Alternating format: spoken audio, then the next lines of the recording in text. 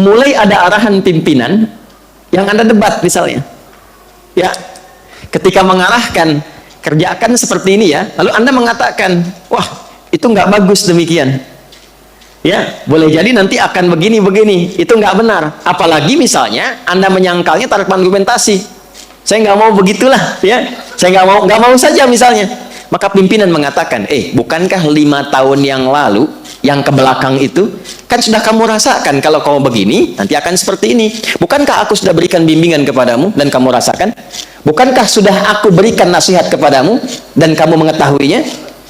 Assalatu wassalamu alaik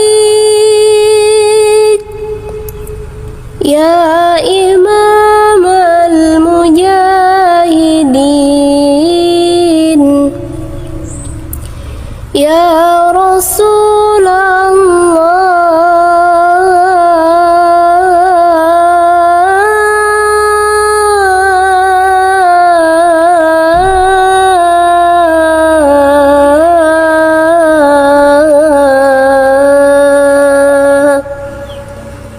Keenam. Sekarang kita akan belajar tentang logika berpikir. Ya. Pelan-pelan. Jadi kalau kita ngaji tafsir dengan benar, itu pasti cerdas. Ya, dan cara berpikirnya itu jadi runtut, terukur. Bapak Ibu sekalian, saya ingin gambarkan begini dulu. Saya ingin kasih contoh sebentar ya.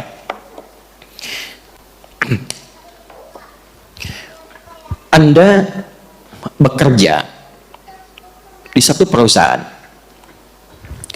kemudian ada pimpinan misalnya, lalu pekerjaan Anda sudah berlangsung selama 5 tahun. Dalam 5 tahun itu banyak pengalaman yang telah diberikan oleh pimpinan, diberikan arahan, diberikan petunjuk, diberikan bimbingan. Setelah itu dicukupkan berbagai hal kebutuhan, diterangkan, ini dampaknya begini, kerjakan ini, hasilnya akan begini. Ya, engkau kerjakan begini, yang didapatkan akan seperti ini. Sehingga pekerjaan Anda terasakan dari pengalaman itu, dapat sesuatu, sukses berjalan. Kemudian pada tahun yang ke-6, masuk awal tahun yang ke-6, mulai ada arahan pimpinan yang Anda debat misalnya. Ya, ketika mengarahkan kerjakan seperti ini ya, lalu Anda mengatakan, wah itu nggak bagus demikian. Ya, boleh jadi nanti akan begini-begini, itu nggak benar. Apalagi misalnya Anda menyangkalnya tanpa argumentasi. Saya nggak mau begitulah, ya. Saya nggak mau saja misalnya. Maka pimpinan mengatakan, bukankah 5 tahun yang lalu, yang ke belakang itu, kan sudah kamu rasakan kalau kamu begini, nanti akan seperti ini. Bukankah aku sudah berikan bimbingan kepadamu dan kamu rasakan? Bukankah sudah aku berikan nasihat kepadamu dan kamu mengetahuinya? Bukankah ketika kipas angin dinyalakan bunyinya mulai terdengar?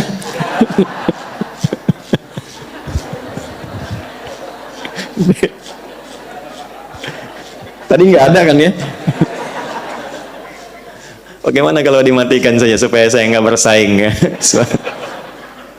Baik, nah alhamdulillah. Bukankah bunyinya sudah tidak ada gitu ya? Ini masih ada.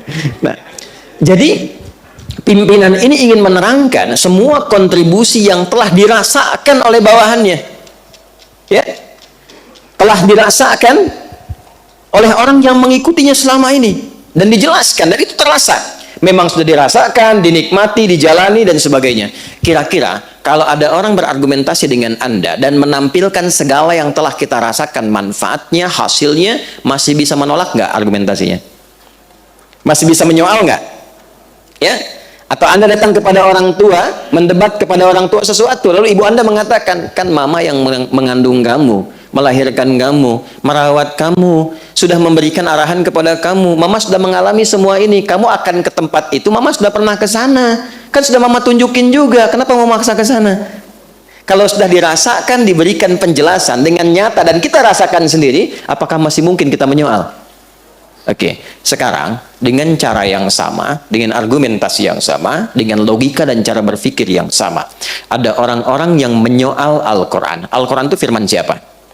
Oke, satu, premisnya satu, Al-Quran firman Allah. Oke, Allah itu Tuhan bukan?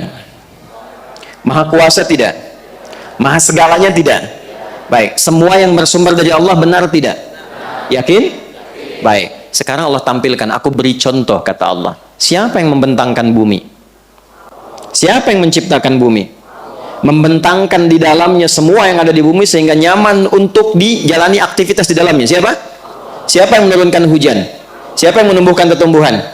Kalau Anda yakin semua itu dari Allah, lantas kenapa Anda menyoal firman Allah?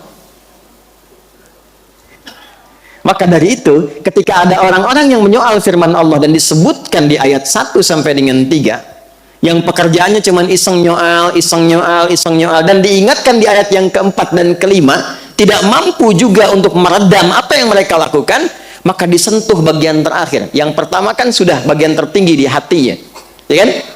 Ya, diminta untuk mengingat kepada Allah kan?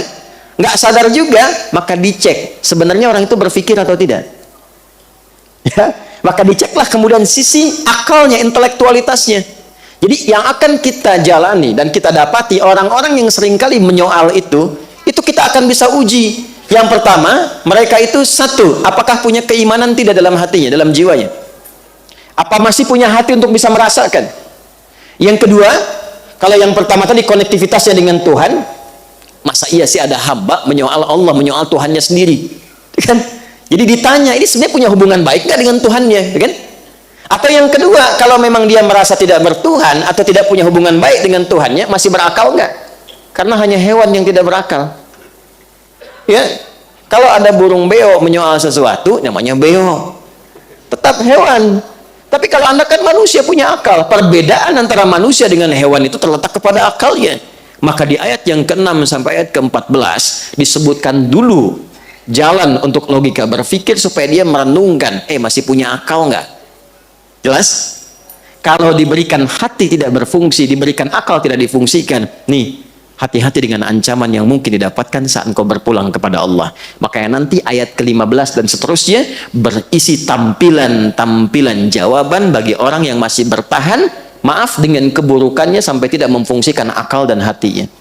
Jadi kalau ada orang beraktivitas baik dengan lisannya, pekerjaannya, tindakannya, dan tidak menggunakan akalnya untuk berpikir dari apa yang ia kerjakan itu, mau korupsi, dia nggak mikir apa dampak dari korupsi itu. Mau mencuri, dia nggak berpikir apa dampak dari pencurian itu. Dan dia tidak menggunakan hatinya, nuraninya ketika mengerjakan perbuatan maksiat itu. Apa yang akan dia dapatkan saat dia berpulang ke hadapan Allah?